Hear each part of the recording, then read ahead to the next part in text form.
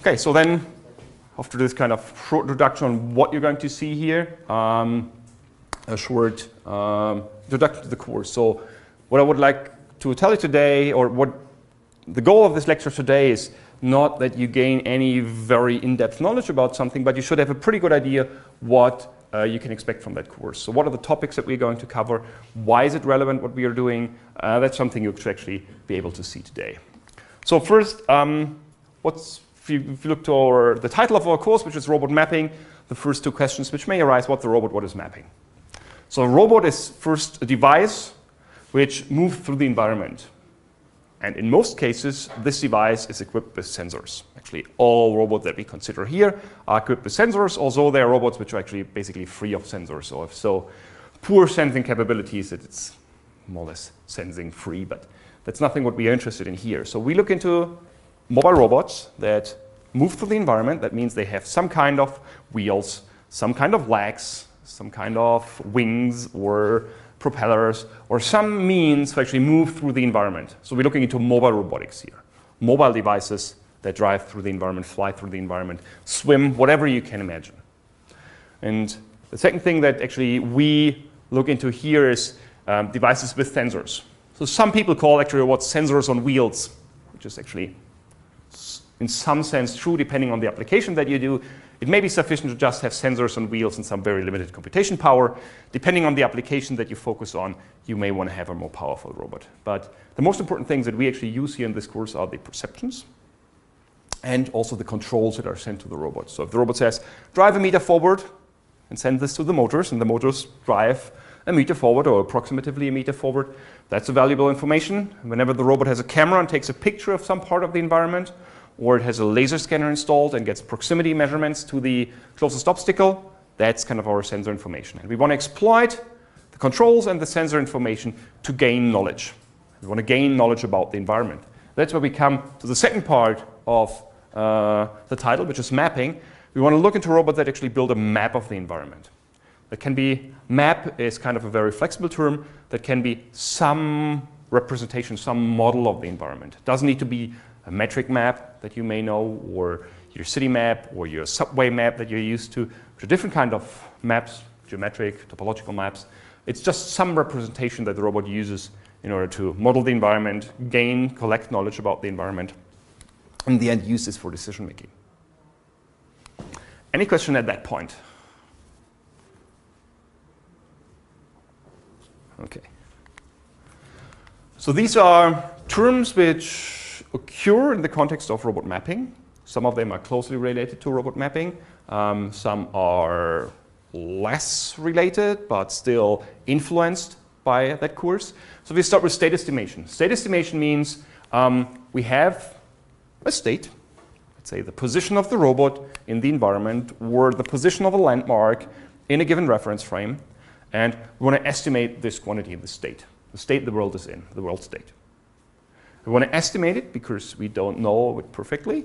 We just get sensor data. The sensor data is noisy in most of the cases, or actually always. The noise can be very small, but often the noise is not that small.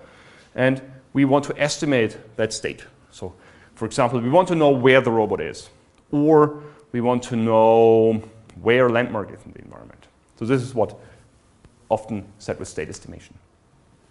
And one way to do state estimation is a base filter, recursive base filter that you may have seen. So if you have noisy observations, you have noisy controls, there are techniques, and we will look into this recursive base filter in more detail next week. It's one way to do state estimation. So to estimate what's the state of the world. The world can be whatever you want to model about the world. So the position of the robot, the position of landmarks, whatever it is you're interested in. This is closely related to the second problem over here, localization. Localization is actually a part or an application of state estimation in most cases.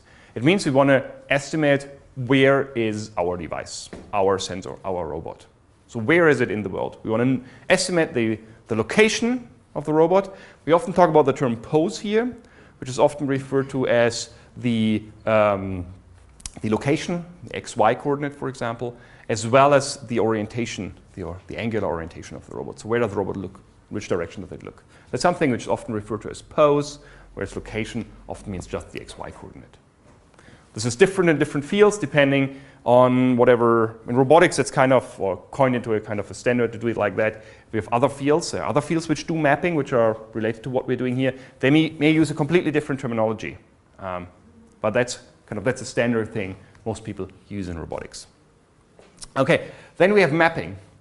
Mapping in the robotic sense is often referred to as kind of having sensor data, and I want to estimate the model of the environment. So I want to map the environment.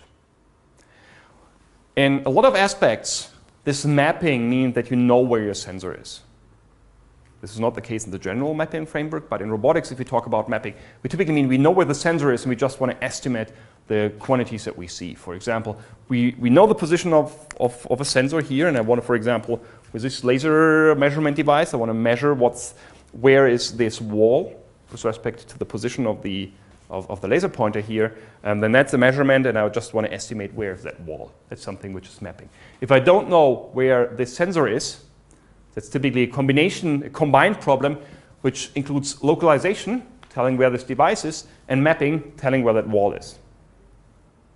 So therefore, in robotics, often people use the term mapping, assuming to know the position where the robot or where the sensor was. And if you don't know that, then you actually end up in SLAM. SLAM stands for simultaneous localization and mapping. That means you want to simultaneously estimate the position of your sensor, of your robot, and the environment, so the state of the environment. And therefore, people sometimes or often distinguish between mapping and SLAM. Although if you talk in sloppy terms, mapping would mean everything, because in the end you're often interested in a map of the environment. And therefore, the course is also called robot mapping, although it's a bit sloppy in the terminology that we often use in robotics. Okay, the next thing which is important is navigation. Navigation means I have a device or a robot which can make its own decision, and maybe I tell that robot, hey, go whatever in that corner over there, and the robot needs to decide, should I actually navigate here, around here, or should I take a left and then turn right over there to end up at the desired target location. Navigation is not a topic that we are going to address in this course here, but navigation strongly relies on SLAM or on mapping, on having a map. And on also knowing, it's required to know where the vehicle is in order to plan a path and navigate somewhere. So navigation is not explicitly addressed in this course, but it's one of the key motivation factors of that course is that we want to have models about the environment and estimate the location of the robot in the environment in order to carry out navigation actions. We may do other things. We may manipulate objects with a manipulator. And the robot may not move at all, but I also need to know what the environment looks like around that robot. So whatever decision you're making, it's often very helpful to have a model of the environment at hand. That's kind of one of the motivations for that course here. And then motion planning is kind of very tightly coupled with navigation, so you really want to plan where to go, which may satisfy some constraints. You may seek to find the optimal motion sequence to reach your goal location. You may plan motions of, as I said, manipulators before, so it may go even beyond whatever, just moving a rigid body in the XY space. Can be more complex, but again, that's nothing we are going to address in this course, but these are techniques which actually benefit from having an environment model. So we will actually look into these four aspects here, where SLAM is the most important stuff that we cover, but if we solve SLAM, we also solve localization, we also solve mapping, and in order to solve the SLAM problem, you need state estimation. It's kind of the rough picture that we are going to address here. Any questions so far? Yes, please. Actually, I have a question about navigation and motion planning. Yeah.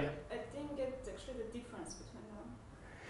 Yeah, so as I said, in motion planning, you can actually plan the trajectory or a sequence of states that a system should be in order to reach a certain goal configuration. So that can be a manipulator. So let's say my arm is here, and the arm should be, how should I get my arm in this hole over here? That's a typical motion planning problem. You wouldn't typically call that navigation. Navigation is typically a device which moves in the x, y, theta, so x, y orientation, or in the three-dimensional space of physically guiding a robot from one location to another location. But they are very tightly coupled. So most navigation systems use motion planning algorithms like whatever A star or variants of A star that you may have used, that you can use for guiding a vehicle from location A to location B, but it's not restricted to that. You can also use planning for other kinds of problems that you're going to solve. So it's kind of, what I told you before was kind of more the core robotics perspective of that. But in general, you're absolutely right. Any other questions? Okay, so let's go a little bit more into the details of what is SLAM and kind of be a bit more, well, not yet formal, but formalize it a bit more so we end up in a more formal description in the end. So what we're interested in is actually computing the different positions of the robot at different points in time.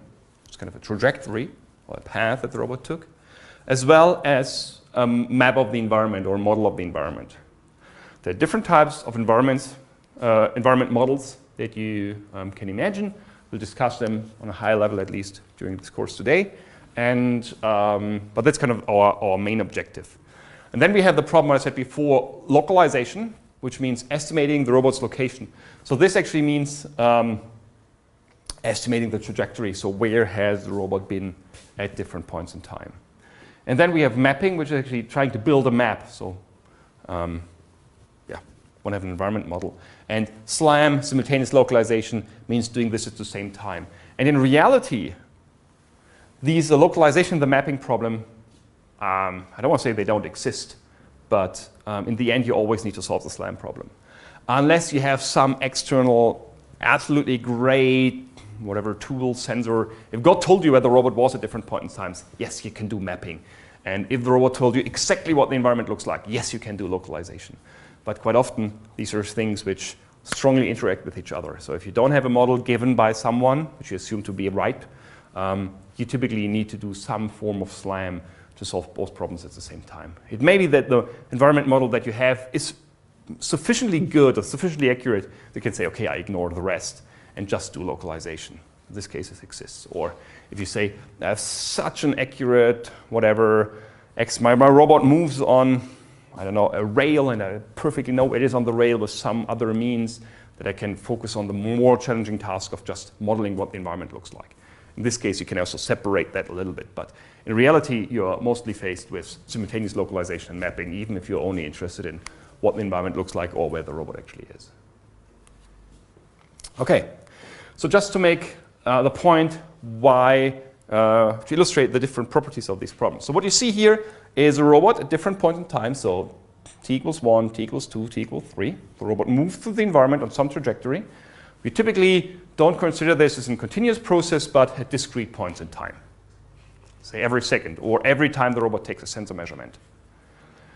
And then we have other things here, which are these stars. And these stars should illustrate landmarks. That means something the robot can observe and can recognize. So if you have a robot which drives around here in front of our university on the green, it may have a sensor to detect trees, so every tree will be a landmark. So then you have whatever, 20 trees here in front of our building, then you have 20 landmarks. And the robot may estimate the location of those trees, of those landmarks, and then it can also estimate its own pose relative to these landmarks. Okay, so these guys are landmarks, and these dashed lines here should illustrate observations of those landmarks. So if the robot is here, it can see these two landmarks. If the robot is here, it can see only this landmark. If the robot is here, it can see these two landmarks. And these small dotted lines should actually represent the trajectory that the robot was taking. And I'm just considering these 3 points in time. Okay, now we look into localization. Localization was, we know what the environment looks like, but we don't know where the robot is. That means we know the position of those landmarks. So God told us the position of those landmarks, so we know those stars are here. And then we need to estimate where was the robot, so we need to estimate those poses. And this may look like this. So in the beginning, the robot actually observed that here quite well. Then the robot was driving, and it can actually deviated from its path. So this is kind of the true path. Sorry, this is the true path. And this is what the robot estimates. So it's kind of the grayish dashed ones are here the estimates of these two things. So here the robot thought it turned left, but in reality it turned right. So maybe the air or one of its wheels lost air, so the diameter of one wheel gets smaller, and the robot gets drift to one side. So maybe one explanation for this stupid behavior here turning to the left. Then the robot makes an observation, says, okay, here the landmark should actually be here. say, but there is no landmark. So the landmark is actually here. So there's kind of a correction step that actually drags the robot towards its real pose. Saying, where the robot was here, say the landmark is 1 meter away. That's what I measure. But according to the map, it should be only 50 centimeters away. So okay, there's a mismatch between what I measured. This is kind of what comes from this correction zone here. And then the robot continues driving, and then it makes another correction, may end up here at the current pose in the end. So that's kind of the localization problem. The robot drives to the environment, you integrate its control commands, you get an estimate of where the robot probably is, then you get an observation, the robot sees some landmarks in the environment, and then can kind of correct its pose. And the correction, though, the amount of correction depends on how accurate is its sensor, how accurate is its motion execution. If you have a very, very accurate motion execution, but a very, very stupid or bad noisy sensor, you will probably trust your motion estimate much more than your sensing data. On the other hand, if you have a very poor sensor, for example, legged robots, so like humanoids, it's pretty hard to get a good odometry, a pose estimate from the way these robots walk. You will probably rely much more on your sensor data. Okay, that's that. Then we can actually look into mapping. So if this is what the world looks like in reality, and the robot knows its pose, so it's kind of mapping example now. So someone tells the robot where it is at different points in time. The robot takes observations, and these observations may be here that grayish stars. So the robot will move through the environment, so it will create a map where it say, hey, this feature is here, this feature is here, it continues driving, a feature is here, and this feature is here. As you may observe here, again, this estimate about the world state is not perfect.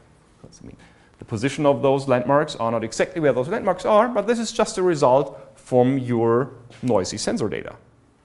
And in the ideal case, you know what the uncertainty of your sensor is. So you know, let's say in 95% of the cases, I have an error of up to 10 centimeters from my measured distance. Then in this case, you could actually draw some uncertainty ellipses, like you would do if it would be a Gaussian estimate. You actually draw around your estimates and say, the true location of the landmark is very likely to be whatever within a certain bound. That's what mapping is about. Okay, in SLAM, again, that's a setup, what happened in reality. The robot started here, measured the location of those landmarks. These are these two guys. Then it continues driving. It again has its turn to the left, can drift to the left.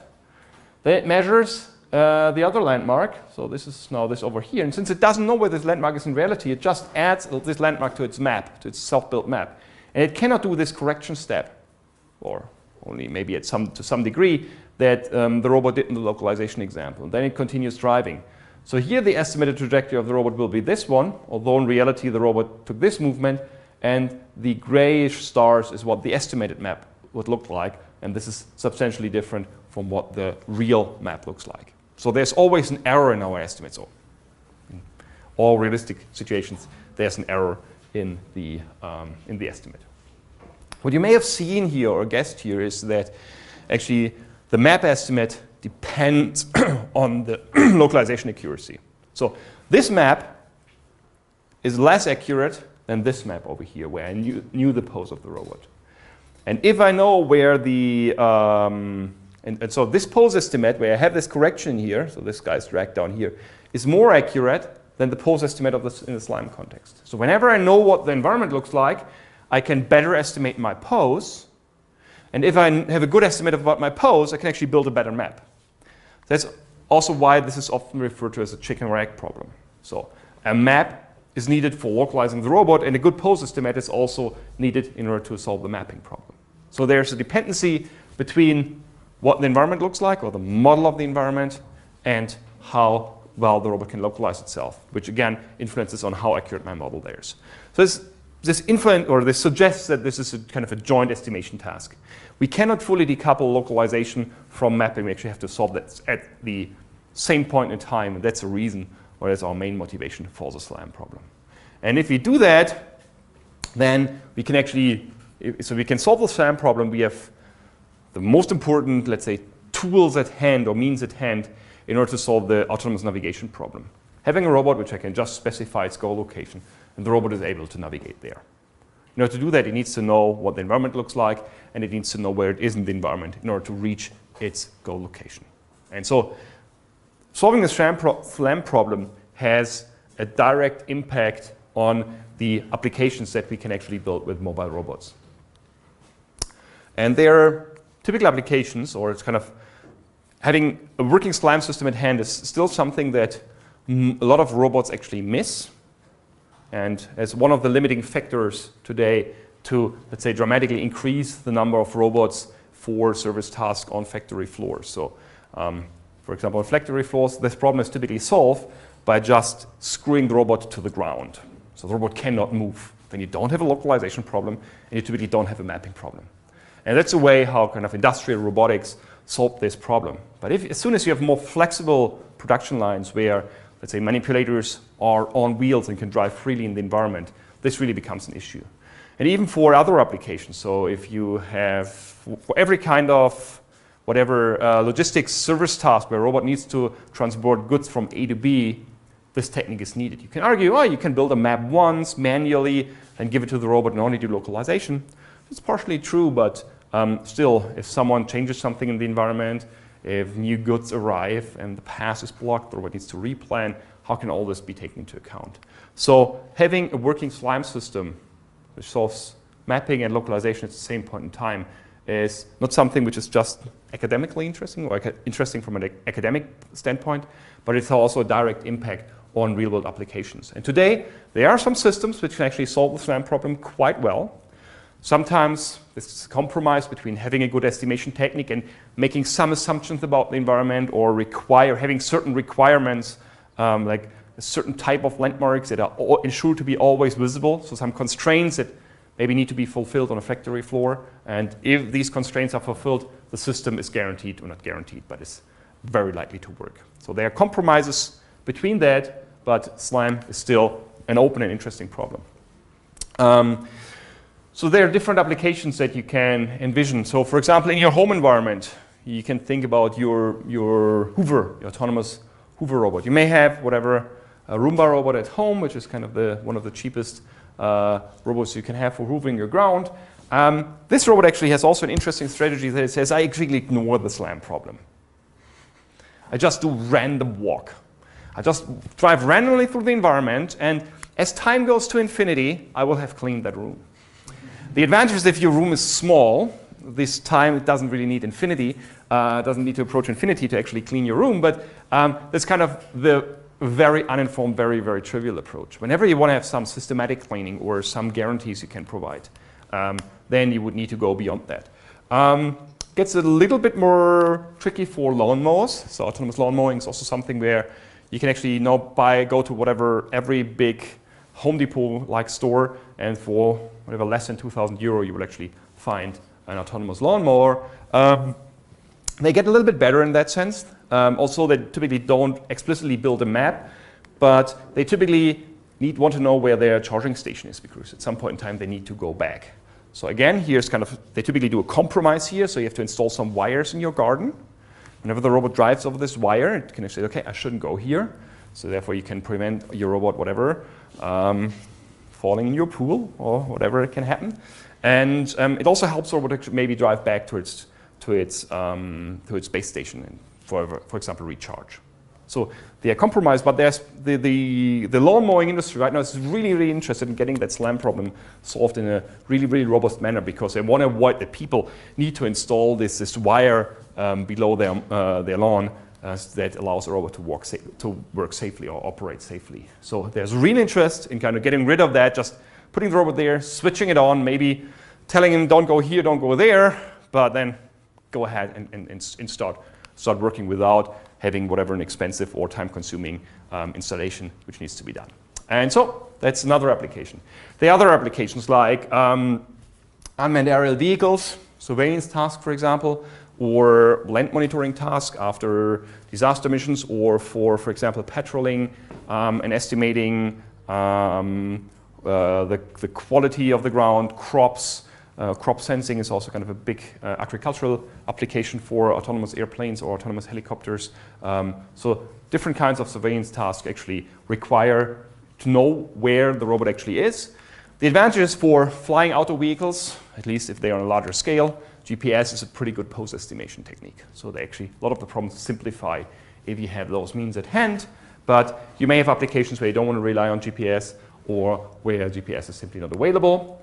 Underwater robotics, so reef monitoring tasks, this is a pretty well-studied, not well-studied, but intensively investigated field in Australia, for example. There's the Australian Centre of Field Robotics in Sydney, which have a lot of boats, a lot of underwater robots that actually inspect reefs, that map the ground, and they want to, for example, also estimate how does the reef structure or the ground structure changes over time, over the years. And so they want to be able to monitor the ground, build accurate models of the ground, and actually relate missions over different years, estimating hopefully the same part of the environment. Then we have underground applications, whatever mine applications, exploring mines. There are other applications which are of archaeological interest, where you want to have accurate 3D reconstruction of some small underground channels, paths, catacombs, whatever it is. And you also have space applications where you want to map an environment and do exploration missions in space. So these are typically examples that you see. So what you see here is actually the Evolution Robotics Mint, now bought by iRobot, which is one of the kind of Swiffer-style robots. So you have kind of a Swiffer towel down here. The robot drives through the environment and systematically cleans your floor. This is one of Laurence White's underwater robots at the Australian Centre of Field Robotics, monitoring the ground. You have space exploration missions, or that's actually the exploration of an abandoned mine in close to Pittsburgh, done by Sebastian Thrun. So there are typical applications that you find. Also brought you a small video. That's actually one of the showcase videos of the Mint system. Just let that play, see if it works. The secret is the revolutionary North Star navigation system. Simply place the North Star beacon in the area you want to clean, and it works like indoor GPS, allowing Mint to track where it cleans. So it set Mint down on the floor and press run. First, Mint covers the open floor area, digitally mapping the room as it cleans. Then, Mint spot cleans around furniture legs or other obstacles. And finally, Mint meticulously cleans edges and corners using its advanced Perfect Edge technology. It doesn't rest until your floors are spotless. And Mint isn't just for dry cleaning, it mops too. Okay, so as you could see here, these guys solve the slam problem in different ways. So there's a small box that you put on your table or somewhere in the environment that projects an infrared pattern to the ceiling. And so this is kind of, turns out to be the map for the robot, or the means for localizing. The robot has upwards facing infrared cameras and observes this pattern and therefore knows where it is. So it actually estimates its pose relative to that. And once you have your pose estimate, mapping is easy, and you see the robot actually drive around the legs of the chairs and things like that.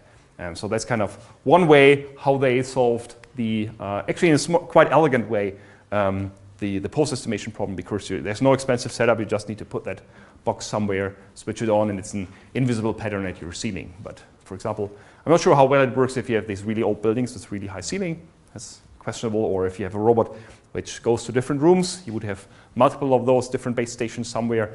So it may get a bit more complicated, a bit more, let's say, suboptimal compared to having a system which could solve the SFAM problem completely on its own. But of course, the advantage here for those products is price. And those devices are, I'm not sure what the current price for this is, but last year it was, or 2 years ago, it was in the order of $400 to $500 US, so whatever, 300 euro. So if you have devices at that price, you typically need to make compromises at some point. We have another showcase, which is actually here from Freiburg, which is the Europa project. That's a project we conducted here on urban navigation. We had a robot which was navigating through the environment, and that was summer last year when it made it through, starting from here, going to Freiburg downtown, and navigating autonomously, which also required quite some mapping tasks in here. Come on. Einen Roboter auf Wanderschaft in Freiburg zeigen wir Ihnen. Von Wissenschaftlern begleitet, musste die Maschine selbstständig ihren 4 Kilometer langen Weg in die Innenstadt finden. Das klappt mit Hilfe von Sensoren und Scannern, die 10-mal pro Sekunde die Umgebung analysieren. Nur an Ampeln mussten die Begleiter dem Roboter helfen. Farben erkennt er nämlich noch nicht. Nach 2 Stunden kam der Hightech-Wanderbursche unfallfrei ins Ziel. Solche wie ihn will die Roboterforschung zu nützlichen Helfern entwickeln. Okay, so there are also other applications where this technology is used for building systems that navigate autonomously through the environment. And this is, for example, one of the technology that you could imagine to work on autonomous transportation systems, autonomous wheelchairs, or other applications where you want to not modify the environment. So you don't want to put any beacons in downtown in order to go there. You want to have a system which carries also its sensors, move through the environment, estimates where it can go, knows its pose within a map, and in this way solve the SLAM problem, which allows it to autonomously navigate. So navigation was kind of the key objective here, but in order to solve the navigation problem, we actually needed to build accurate maps of the environment. This is another short example here, one of the mapping systems mapping our campus here. So that's a closed-up view. This is a robot, and this is kind of the proximity sensor, which gives you distance to the closest obstacle. So the robot is driving around here. So you may start realizing what you see here. This is building 79. This is a Mensa building. This is where the S-Bahn goes. We are sitting in this building over here. That's the Deutsch-Köhler-Allee. And so you see the robot moving through the environment. Sometimes you see that map shaking a little bit. That's one of the post-corrections that are conducted. And so you can see while the robot is moving through the environment, you can actually see the structure of those buildings. And this information is sufficient, for example, for a robot to localize and navigate on campus here. You may observe that the robot hasn't seen everything, so there are kind of white spots down here, and there are other areas where part of the building structure is missing. That's just, the reason for that is that this is kind of a passive process. So someone drives the robot around, the robot records the map, but the SLAM system itself doesn't tell the robot where it should go to collect the information. Therefore, you have missing information like down here in that area. But that's kind of the typical result of those SLAM algorithms. Okay, so let's dive a little bit deeper into that. What is typically, what do we have, what do we want? What we have is we have a sequence of control commands which tells me what are the commands I gave to the robot. This is what we call U1 to UT. So UT can be the command like drive 1 meter forward, or stop immediately, or turn 20 degrees to your left-hand side. So these are commands that are sent to the robot. For example, why a person operating the robot with a joystick, or why an autonomous planning system, whatever. They are controls, and the robot tries to execute these controls. And these are specified by U1 to UT. So whenever you see a U in this course, it means that's a control. Or sometimes we use actually controls and odometry information for actually the same thing. The difference is the control command is actually something which you physically sent to the robot. So like drive a meter forward. Odometry is something which, if the robot counts the revolution of its wheels to estimate how far has it gone, and reports this back, this is something which we call odometry. So it's already the first feedback from the system what it did. So I may say to the robot, go 1 meter forward, and the robot drives and stops and only drove 99 centimeters forward. Odometry may tell me you drove 99 centimeters, although the command was 1 meter. So it's kind of it's already using sensor information, which is typically some encoder which counts the revolution of the wheels. And we typically use this as the command just because it's more accurate, and we more or less get that for free from those platforms. But in theory, it would be sufficient to just take the commands that are sent to the robot. The second thing, which is very important for us, are observations. They're typically always called Z or Z, 1 to T. So this 1 to T means at different points in time. So if I write it like this, 1 means 1 to T. So it means observation 1, observation 2, observation 3, until observation T. So just different observations. These observations can be laser scans. So a single laser scan which tells me the proximity to the closest obstacle. It can be a camera image, whatever my robot has in terms of sensing capabilities. So these are my observations. And so this is given, we have assumed to have that. And what we want to do with that, we want to estimate a map of the environment, so what the environment looks like, and the path of the robot. Note that the path has typically one index more, so from x0 to t, whereas the commands go from 1 to t. The reason is, if I have a sequence of, let's say, 3 poses, between those 3 poses I can only execute 2 commands, go from 0 to 1, from 1 to 2. And therefore, I typically have always 1 pose more than I have control commands. Yes, please. Shouldn't the observations too start at 0 since you can observe before you can have, but you typically, the reason why it typically doesn't do that is that you use x0 to define the center of your reference, of your coordinate system, and then you start estimating with 1. That's kind of the why you technically don't do that. But in theory, you could also get an observation at the first point in time. That's absolutely right. Quite often, this x0 is just used to kind of fix a coordinate frame, and then you start the estimation process with x1. But that's kind of more technical detail or something which has kind of typically used in the community to do it in that way. But in theory, you're absolutely right. You could do that. Any further question at that point in time? Okay. One important thing to note is these quantities here, they are not free of errors. They contain errors. This can be observation noise. This can be completely bad data associations. This data is not free of errors. And therefore, we typically use probabilistic approaches to address the SLAM problem. The same holds for mapping and for localization. Most of these techniques, at least the robust and successful ones, most of them use probabilistic techniques. So to illustrate what that means using a probabilistic technique, you can describe that by the difference between the robot is exactly here to the robot is somewhere over here. It's simply wrong to assume that you know where the robot is perfectly. Even if you say, okay, the robot is here, I start on the robot, and everything I do relative to the reference frame where the robot is right now. So the robot starts at 0, 0, 0, x0, y0, orientation 0. But if I say the robot go a meter forward, the robot drives a meter forward. Even if I have an extremely accurate motion execution system, the robot may not be at 1 meter, x equals 1 meter, but at 99.99999 centimeters. So there's no, what I want to illustrate is that there's no way for us to tell that the robot exactly executed what we told him. We may argue that if the error is extremely small, we can actually neglect the uncertainty, which is true. So if this uncertainty, so this would be a sketch of a Gaussian distribution, if the uncertainty approaches 0 and I just get an extremely peaked distribution, I may be completely happy with ignoring probabilities and just assuming I perfectly know where I am. But in most real-world situations, this is not the case. So we typically have an error which is non-neglectable, and typically the error even accumulates over time. So if I then say, go another meter forward, another meter forward, another meter forward, the error actually accumulates and gets larger and larger and larger. And therefore, at least at some point in time, we need to take into account probabilistic approaches to appropriately model this uncertainty and maybe take this uncertainty into account. So if you consider the example of an extremely long corridor, there's a narrow doorway at the end. You start the robot in the middle of the corridor. The robot drives through the environment. It completely ignores its observation because it has the perfect or close to perfect motion estimation system by just counting the revolution of the wheels.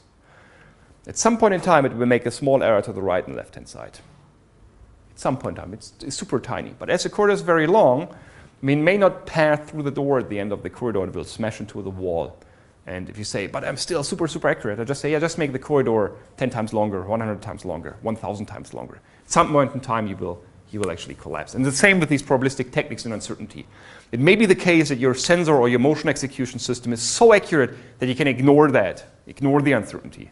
But if you scale up your problem, at some point in time, you typically run into problems again.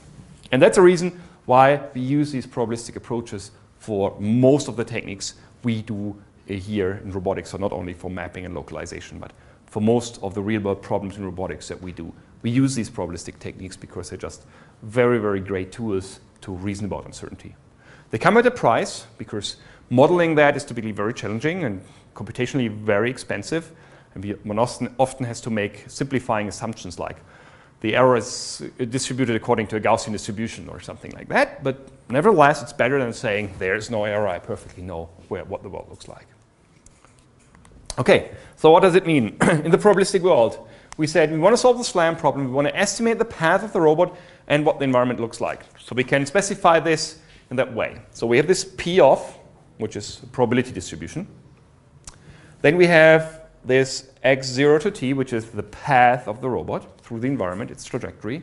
It's kind of a the pose of the robot at discrete points in time. And then we also have the map that we want to know about. And then we have this strange vertical bar over here, which means given. So we want to estimate the stuff which is here written in the front, given that we know what's written here behind that vertical line. What we have here, we have our observations, and we have our control commands or our odometry information. And the whole thing we're going to do in this course is just how can we actually estimate that probability distribution.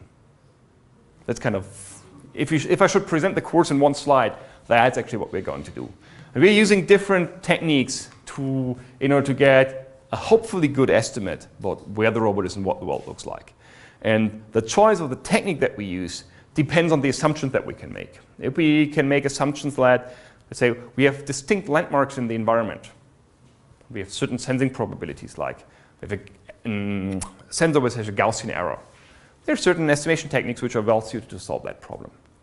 If we say we don't have landmarks, we just want to build a dense model of the environment, so really represent all the physical surfaces, for example, in the scene, we may use something else. Or if we say we have really, really weird sensing properties, like this is not at all Gaussian, it's some other weird multimodal distribution, then other estimation techniques should be used in order to get a good estimate. So all these estimation techniques make assumptions, and some may be more restrictive in their assumptions, but then, let's say, easier to implement, more efficient to execute. It can have an advantage if I can assume that these assumptions hold for the technique that I'm investigating. Or I may relax some assumptions. This may get computationally more expensive, but that has kind of the choice of the designer. And we will look into 3 different paradigms here. One is the Kalman filter and family, which is made for Gaussian distributions. We have particle filter-based techniques, which can have multimodal distributions. And we have graph-based approaches, which often assume Gaussians as well, but can relax it to a certain degree and better deal with outliers. They're computationally sometimes more demanding, but have some other properties that they are more flexible and how they can be used and can combine different sensing methodologies. We will look into these 3 different paradigms here and investigate them.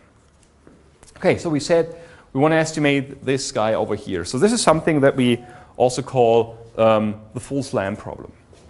And if you draw that as a graphical model, it looks like this. So who of you has seen graphical models?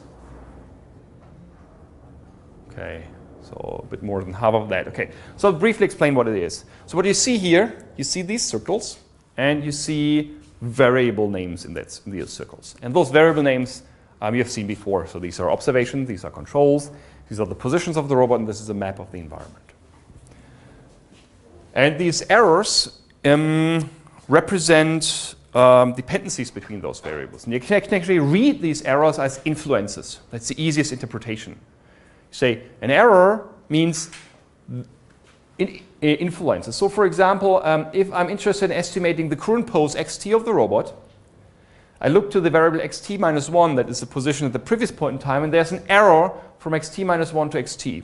And I can read that as xt minus 1 influences xt, which makes absolutely sense. If I know where I am right now, or I have a pretty good estimate where I will be at the next point in time, given that I cannot, travel at light speed somewhere else. So read those errors as influences.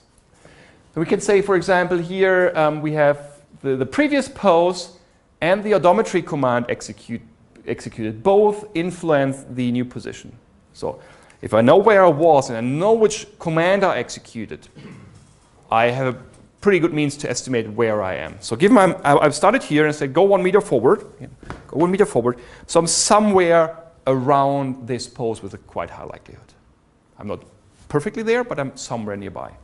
And this can be expressed by this xt minus 1 error to xt and an error from ut minus 1 to ut.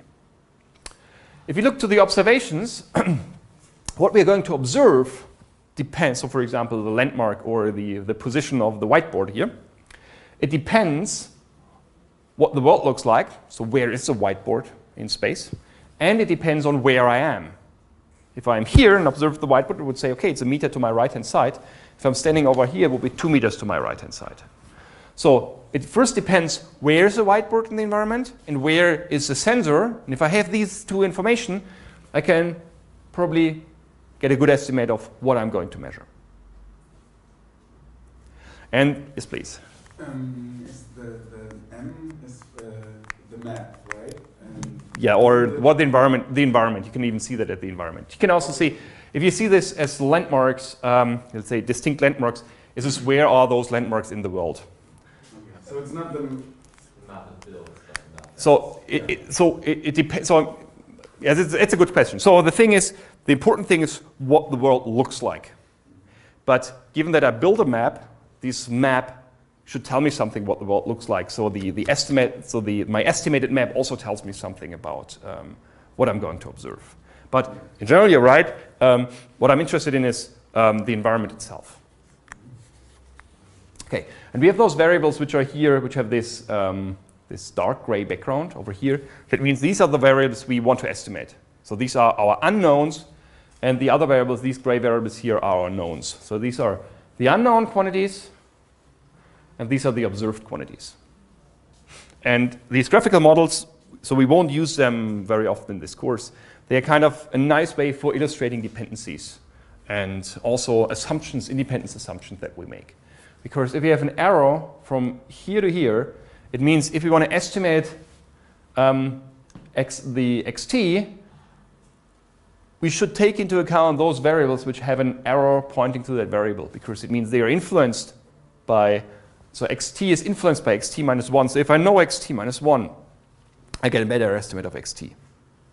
And if I kind of drop an arrow somewhere, I can quite nicely illustrate modeling assumptions with that. Because I can assume, it's just a model I create, I can assume that the current pose of the robot doesn't depend on the previous pose. That's just my model of the world. If I make this assumption, it's quite likely that my estimate gets worse. But I can do that. And these graphical models are kind of nice to illustrate those independence assumptions. And this is what we call full SLAM. So we want to estimate the full trajectory of the robot, and we want to estimate what the environment looks like. Sometimes one is not interested in full SLAM, where I estimate the full path of the robot, but I'm interested in what we call online SLAM. I just want to estimate the current pose of the robot and the map built up to the current point in time. That's what is written here as small t. So it's not necessarily the whole sequence. So small t is within 0 and large t. So I want to estimate where the robot currently and what does the environment currently look like, given all my previous sensor data. That's actually something that most robots will use if they want to make decisions based on where they are and where they want to go. If I'm not interested where I've been in the past, given I have a map of the environment, I just want to know where I am right now. So for most real-world applications, this online SLAM is actually the interesting property. I don't want to collect all the sensor information beforehand and then build a map and estimate where the robot was. I want to do it online right now.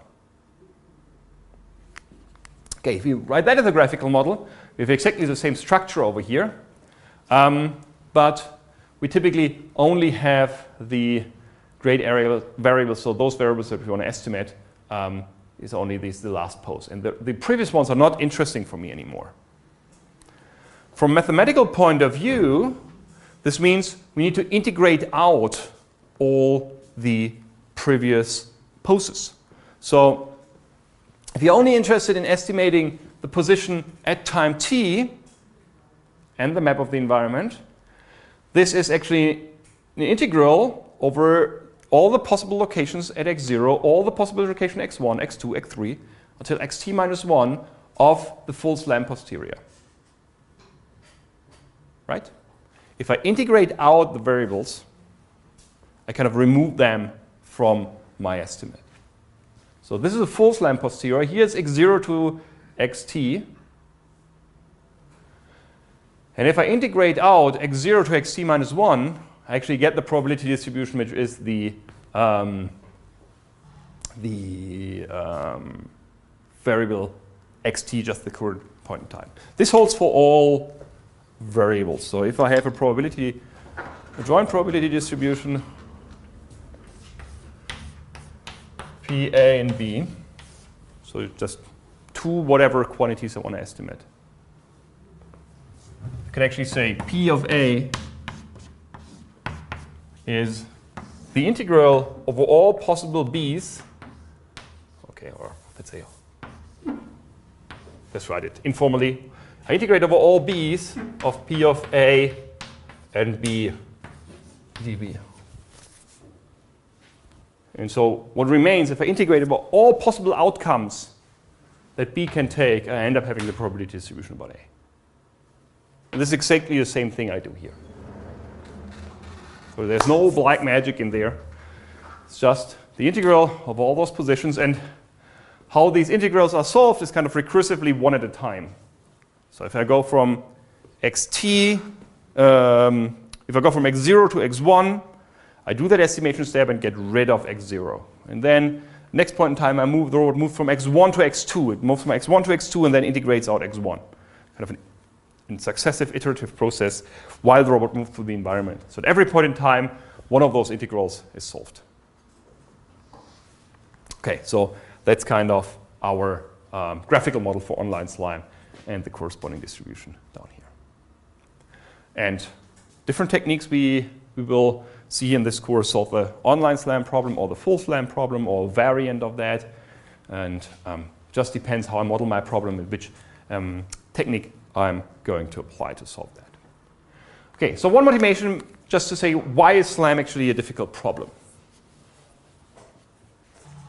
The first thing in reality is what we have is that the estimate of the path posterior and the estimate of the map posterior, they're actually correlated.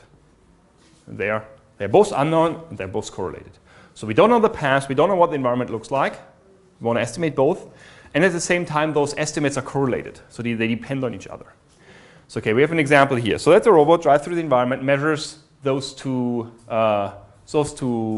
landmarks, moves on. So then the circle should represent actually the uncertainty it has about the position of those landmarks.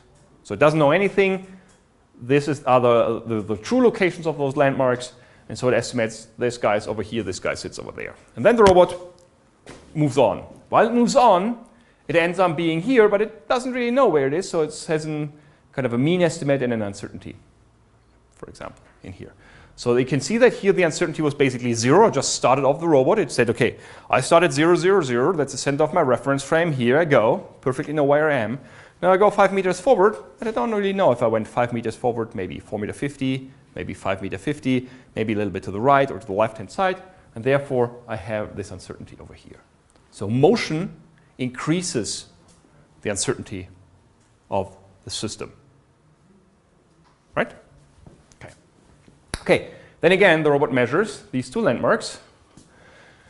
And you can see here, although we used exactly the same sensor reading, same sensor, so the uncertainties around this landmark and this landmark should actually be the same than this landmark over here. But the reason why they are bigger is that I need to combine the uncertainty the robot has when it did the observation and the observation uncertainty. And therefore, these ellipses are bigger because I have some uncertainty because I didn't really know where I was, plus the uncertainty of my sensor reading. Then the robot continues, moves forward, and now happens one thing. It actually reobserves the landmark. And by reobserving a landmark and say, okay, I get already a better estimate of where I am because now it has an expectation of what it should measure given the model. You can say, okay, I measure something else, so I actually can also correct the map a little bit. And this is shown by this small black circles over here. So this is the uncertainty ellipse after the next update step. When the robot updates its map because it has reobserved something. So it gains more information. And you can see also it was just observing this landmark over here.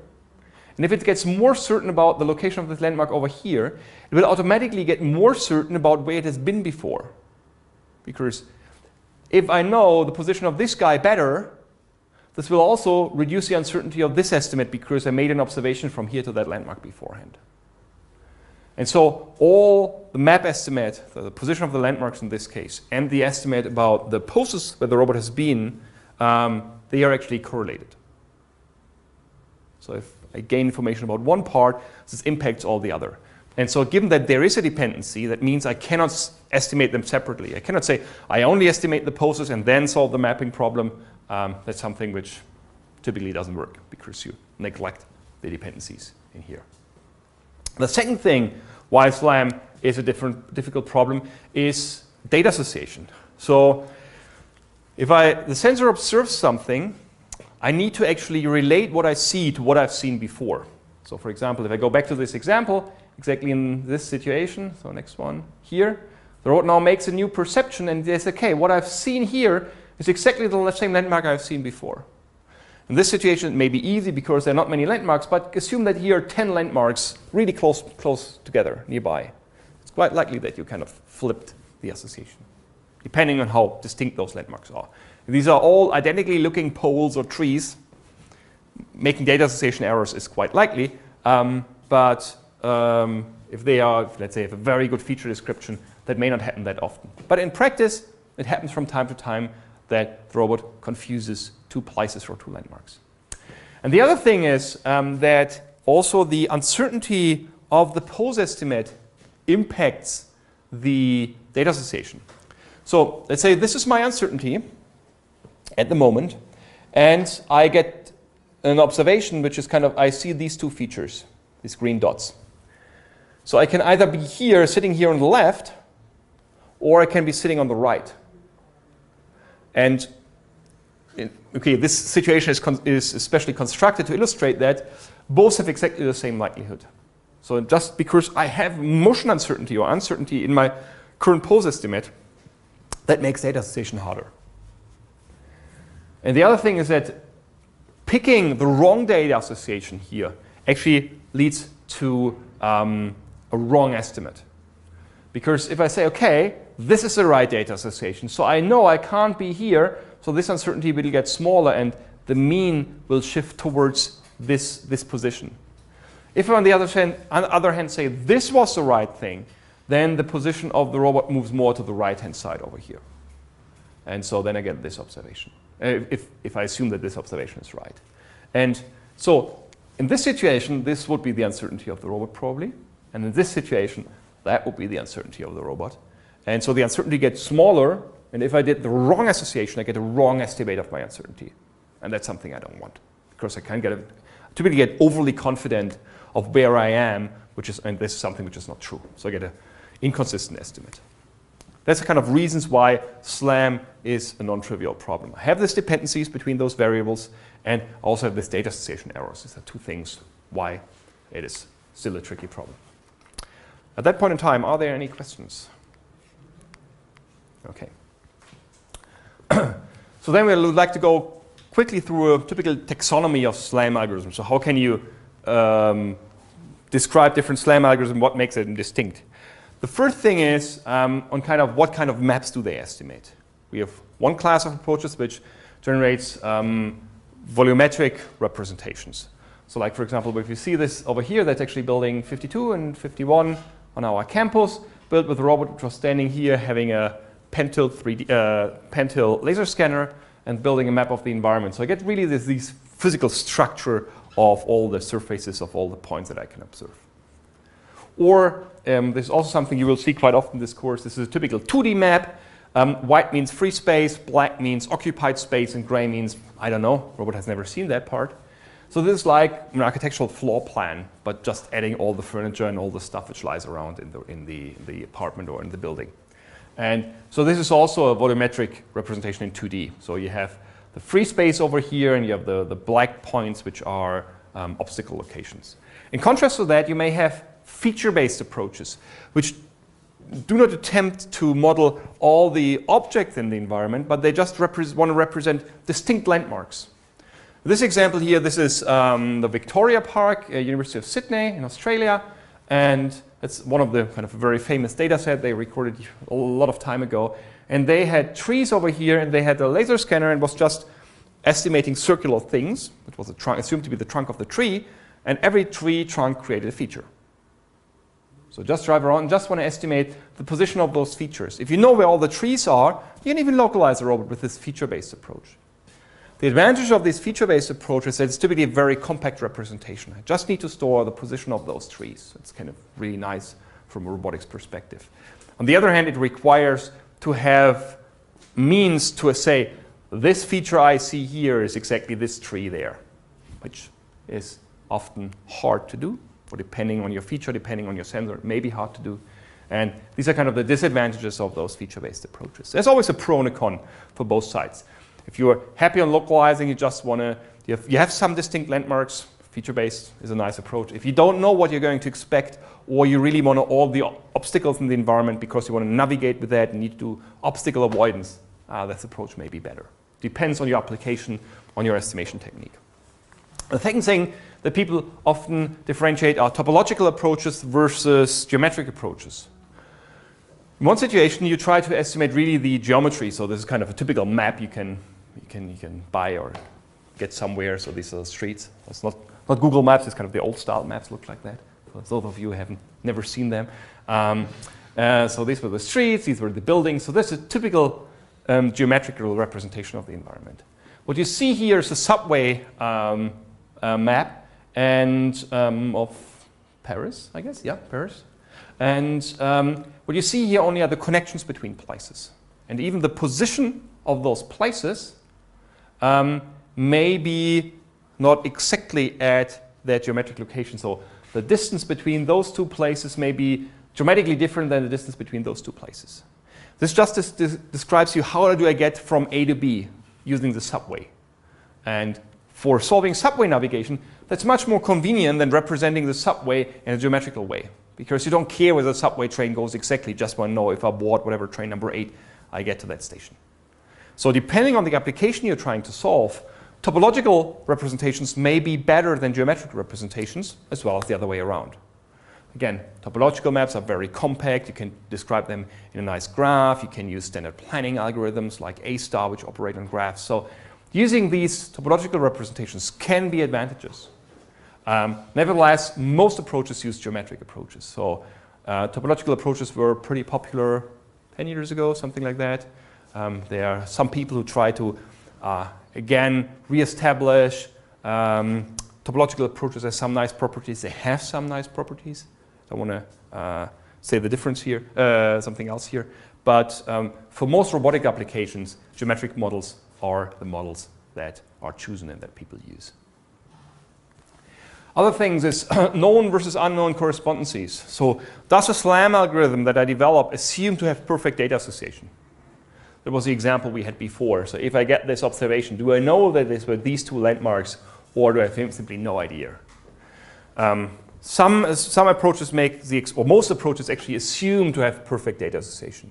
If you see a feature, you know which feature it is. That's unrealistic, but it's pretty hard to track all possible data associations because the number of possible data association explodes quite quickly. There are, however, approaches to say, okay, I assume to have a certain number of outliers or wrong data associations in my incoming data, and I try to deal with that. So it's just something you can differentiate. The other thing is what you often find is static versus dynamic environments. Is the environment not changing? Is it the same? So if this our robot driving over campus, no one around. I mean, the plans are growing over time, but we can say that's a very, very small change. I ignore that. But if you're driving with people in your surrounding and the scene looks like this, it's highly dynamic. Things change. It's partially hard to recognize that you're at the same place just because there are so many dynamic obstacles around. So there are approaches which explicitly say we want to get rid of the static world assumption and really want to allow to model dynamics on changing worlds. And that's a much more challenging problem than making the static world assumption, which most approaches do. What can also differentiate approaches is the ability to represent uncertainty. Sometimes approaches, at least the way they are used, assume to have a small uncertainty in the pose estimate.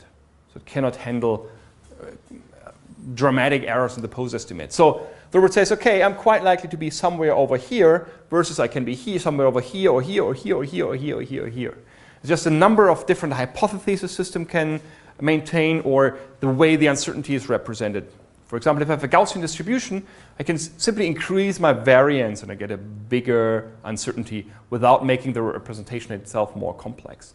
If you use other ways for representing uncertainty, like sample-based representations, you may need much more samples to actually represent uncertainty better. So that's kind of a difference. What also distinguishes approaches is active versus passive SLAM. So we will look mainly into passive SLAM here. That means we assume the robot is controlled by someone else, by some person, by some algorithm. We don't care. We just say, here's the incoming data stream, and we work on that incoming data stream. That's standard SLAM, which is passive. There are other approaches towards active SLAM, where the robot should make its own decisions of where to go in order to build a good map of the environment. That then kind of involves also local exploration. The robot should explore the environment or should decide where to go to get better maps. That's also sometimes referred to as active SLAM. We will mainly look into passive SLAM. So you can assume that someone drives the robot around with a joystick. The next thing we see is sometimes any time or any space SLAM algorithm. That means I just have a certain amount of time available, let's say, whatever, 20 milliseconds per observation that I'm allowed to spend on my estimation system. I don't have more resources. Do the best you can with this 20 milliseconds. Or so I'm saying, okay, the robot has only 1 kilobyte of RAM, which it can donate to its map estimate. So this is not sufficient to represent the whole environment. What should the robot forget? On what should the robot focus on? And if I increase this memory, how does it change? So these are kind of any space algorithms. Whatever constraints I give, so the more memory I have, the better. The more time I have, the better. But what can I do with a certain amount of computational resources or a certain amount of memory? That's also something you often find. And then you have kind of single robot systems versus multi-robot systems. So to have a single robot which does SLAM, or have multiple robots, because if you have multiple robots, then you need to also make data associations among the platforms. It can be more tricky, but with more modern approaches, with these graph-based approaches, this problem is actually not that dramatic anymore. So it can be integrated nicely into the same framework and doesn't require some extra handling as it was the case before. So you don't find this distinction single robot, multi-robot SLAM that often anymore as it was done, let's say, 5 to 10 years ago. Okay, so we have a large number of different properties of those SLAM algorithm, of those SLAM systems or requirements that we need to address. And there are a large number of different algorithms that we can use to solve the SLAM problem. They all have certain advantages in certain settings. Under a certain assumption, this is the optimal approach, or under other assumptions, this is the best approximation that I can do. I can compute in a certain amount of time. So there's a large number of approaches out there. And still, a large number of solutions are proposed these days. So if you go to a standard robotics conference, you find multiple tracks actually associated to SLAM problems or SLAM-related problems. And there's also a big interest from commercial users these days, which try to build robots or robotish devices using robotics technology to model the environment, to estimate where the device actually is. Most of these approaches use probabilistic techniques. There are very, very few which ignore that, and they're typically very efficient, but not that great in performance. And therefore, there's no way around probabilistic techniques in context of the SLAM problem these days. The history in SLAM, at least in robotics, goes back to, let's say, the mid-80s, when people started to investigate that. But it should be noted that there are other fields where similar problems have been addressed years ago. So if you look to geodesy, people measuring the Earth, measuring the size of countries, where landmarks, they faced very similar problems, whatever, the end of the 1800th century, something like this. You have very interesting problems which arose years ago, and people used methods which are still very related to what we are doing here today. We may have different requirements with robots and, let's say, some problems that they have these days. So computation time was really an issue 200, 300 years ago. Everything had to be done by hand, so they had other problems like calculation errors, which we can kind of ignore today. And some of the focus was maybe somewhat different, but still they used or addressed very similar problems. And if we go back at least to a SLAM history in robotics, so it started in 85, 86 with Smith and his team, as well as Cyrill White, started to describe or use concepts to describe the uncertainty in geometric relations between observations, between landmarks. And then there have been discussions at ICRA, which is the biggest robotics conference, so International Conference on Robotics and Automation, on how to solve the SLAM problem, and then followed by one of the kind of seminal or key papers by Smith, South, and Cheeseman. In the beginning of the 90s, the Kalman filter-based approaches became popular. There's one estimation technique developed in around 1950, the Kalman filter, which is frequently used in robotics. And then actually the acronym SLAM was coined in ISRR in a workshop at ISRR in 95. You sometimes find also CML for concurrent mapping and localization, but SLAM simply sounds better than CML, and therefore people stick with SLAM. And then there were actually first convergence proofs in the late 90s, so that they can show under certain conditions the system will actually converge to the right solution under certain assumptions. And the first real-world system that were operating with those techniques. And in 2000 on, wide interest started, so even new approaches were published, going beyond Kalman filters, using particle filter-based approaches, and also the graph-based approaches became more popular. So in this course, we will look into the three main paradigms: Kalman filter approaches, particle-based approaches, and graph-based approaches. And in order to do that, we can have a look to our graphical model. And all those approaches use two concepts. The first one is a so-called motion model, and the second thing is a so-called observation model. The motion model tells me how does the robot move, and the observation model is how should I interpret my observation. And the motion model is actually this part over here in the graphical model. So how do I estimate xt given I know xt minus 1 in ut? So this estimation process over here is what we typically call the motion model. So how do I get this guy given this one and this one? And the observation model, it says, what's the likelihood of an observation given I know where the robot is and given I know what the world looks like? So motion model tells me what the distribution about the new pose of the robot given I know the old pose, and the control of the odometry command.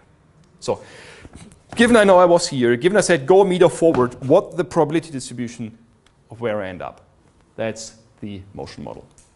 So if you have a Gaussian motion model, this may be your initial distribution. If you move forward, let's say go a meter forward, you end up maybe with this distribution. If you have a non-Gaussian model, that means you don't have a Gaussian distribution. If some other means of distribution, the robot starts here, goes here, and then this may be what's so-called a banana-shaped distribution. So it looks like kind of a banana, and the angular, so this and this kind of banana shape actually results from the orientation that the robot has and the nonlinear dependency between the state and the angular component. Or if you do it in a sample-based representation, that's also a form of banana-shaped distribution. We have a standard odometry model that means the robot is at one point x, y, theta, and should end up at x prime, y prime, theta prime. How can we go there? We can express every motion in the plane by one rotation, a translation, and a second rotation. I can describe a transformation between two poses easily. So if this is the current pose, so this is the heading of the robot, it first rotate here, then move straight here, and then rotate here. So with three components, I can express this. And these are the equations you can do that. So that's just kind of the Euclidean distance between those two poses. This is the arcus tangens for this transformation, and then just a subtraction of the angular components. That was something that we looked into in more detail in the Robotics 1 course, how to express this. And so there's video recordings from this year. That's chapter number 6. We can look that up again, refresh that, or you look into the Probabilistic Robotics book in chapter 5, which tells you something about the motion model. So if you're unaware of that, I recommend you to take the book, read that chapter. It's not that difficult to understand and kind of refresh that. I will talk a little bit about that next week as well, give you again a reminder, but it may be good to have read that. The second thing is the observation model. This is kind of the distribution about what I'm going to observe given I know the pose or know the state, also given know the map, which you typically neglect here, which tells you a kind of how do I relay, so what I'm going to expect to measure given I know what the world looks like. So in the Gaussian world, let's say I'm here, I know that the landmark is here, so this is my probability distribution that I'm going to expect. So if I'm standing here, I'm facing the wall, I measure the distance to the wall, I measure something like, whatever, 5 meters plus minus a little bit. Or if I have non-Gaussian models, you may get other, the beginning, rather weird-looking distributions, so that's for a laser range scanner, modeling certain aspects such as dynamics about the scene. Again, chapter number 7 in the robotics course or chapter number 6 in the probabilistic robotics book. Skim over it, refresh your mind. Again, I will talk about that next week as well, but just for you to, let's say, prepare a little bit for next week, that's something I would recommend. Okay, so time to sum up. You said mapping is a task of modeling the environment. Localization is a task of estimating the pose of the robot in the environment. And in SLAM, we want to do both things at the same point in time. So simultaneous localization and mapping, that's what the name actually tells us. We have seen first full SLAM opposed to online SLAM. So you should have understood today what are the structural differences between both. Once I'm estimating the whole trajectory, once only the last pose or the current pose. And also kind of roughly introduce a taxonomy of the SLAM problems, like what are typical things you distinguish between that.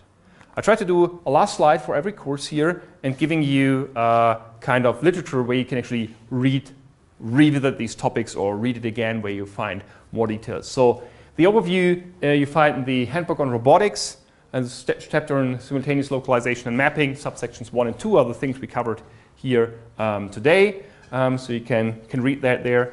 And on motion and observation models, I just had one slide for that. I know that's very short. It's a probabilistic robotics, chapter 5 and 6 and 6 and 7.